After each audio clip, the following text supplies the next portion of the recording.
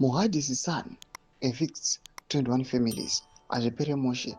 Panguva inoyi vagari venyika yeZimbabwe vari kushungurudzwa, aiwa vari kutambudzika zvakanyanya nekuda kwevanhu vanoonekwa kunzi they are power hungry, nekuda kwevanhu vanoonekwa kunzi they are choosing aiwa self-serving, self-enrichment instead yekuprovide maservices to the same people vakaita kuti vauye into power. Hansarapinda mashoko ari kuda pachena achinatsoratidza kuti aiwa muhadisi son panguva ino aiwa ovhura hombe panguva ino after at least 21 families panguva ino have been evicted from their land. Ndobva subscribe like on the bell icon timina pana pamusday mudanyira achiti at least 21 families are sleeping in the open after they were violently evicted from a farm in the Mashonaland Central Province early this week.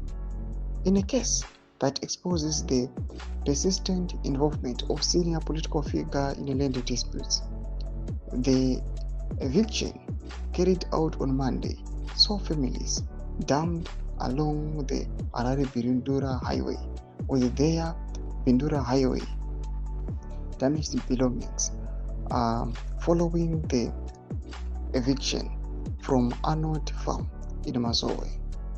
The farm, yes, in the past, been controversially linked to high-profile politicians, including former First Lady Grace Mugabe, who attempted to remove the settlers. Ndo nawo iripo muri yeZimbabwe inoonekwa kunzi aiwa chitiko chashamisa pano after these residents, these villagers via removal. Kune kumwe kungoremoval kunongozikanwa kuti people were removed, but right now have been violently removed. And panguva ino vanhu vakutogara aiwa paside pe-highway, havana kuenda, hapana kunge kwakagadzirwa nzvimbo dzokuti vanosana kunogara.